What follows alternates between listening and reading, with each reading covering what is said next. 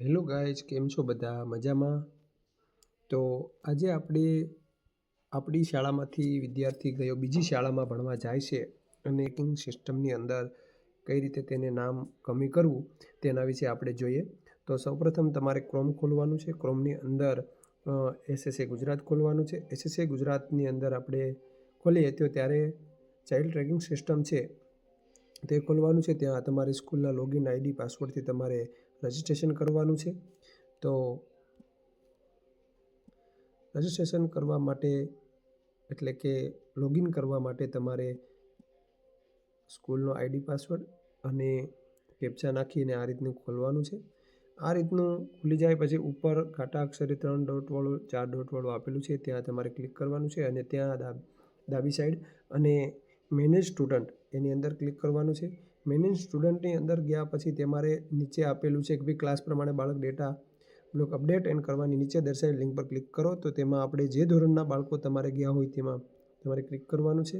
આ રીતનું તમારું જે બોક્સ છે તે ખુલી જશે અને ત્યારે તમારે જે બાળકનું નામ કમી કરવાનું છે એટલે કે કઈ રીતે કમી કરવું તે જોઈએ. તો પહેલાં તો સૌપ્રથમ તો તે બાળકની બધી ડિટેલ છે તમારે ભરવી પડશે. તેમાં તે ઘણા બધા એટલે કે 74 જેટલી કોલમ આપેલી છે. એ બધી જ કોલમમાં એટલે કે જે કોલમ તેને લાગુ પડતી હોય તે કોલમ તમારે ભરી દેવાની છે અને એ કોલમ ભર્યા બાદ તમારે ઉપર જે લખેલું છે કે ભાઈ સિલેક્ટ ઓલ, તો એમાં તમારે જે વિદ્યાર્થીનું નામ કમી કરવું છે તેના ઉપર આપણે ટીક કરીએ. ટીક કર્યા બાદ ટીક કરી દેવાનું છે. ટીક કર્યા બાદ આ રીતનું જે ડેટા છે તે સર્ફિંગ થશે અને ત્યારબાદ જે વિદ્યાર્થી છે એના ડેટા સર્ફિંગ થઈ જાય ત્યારે ડિટેલ ભરાઈ જાય તો નીચે બધી ડિટેલ જોતાં કે નીચે આપેલું છે કે ભાઈ બાળકની જે વર્ષ 2024-25ની બાળકની સ્થિતિ તેમાં લખેલું છે કે આ શાળા કે બીજી શાળા.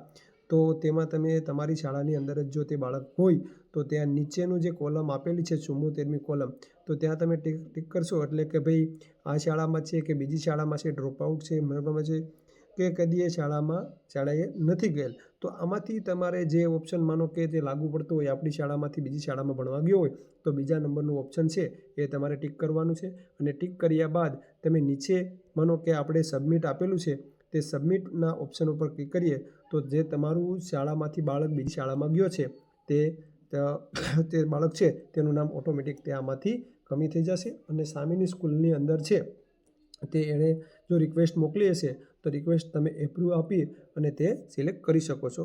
તો નમસ્તે મિત્રો, જો મારો વિડીયો ગમ્યો હોય તો સબસ્ક્રાઈબ કરવાનું ભૂલતા નહીં. નમસ્તે.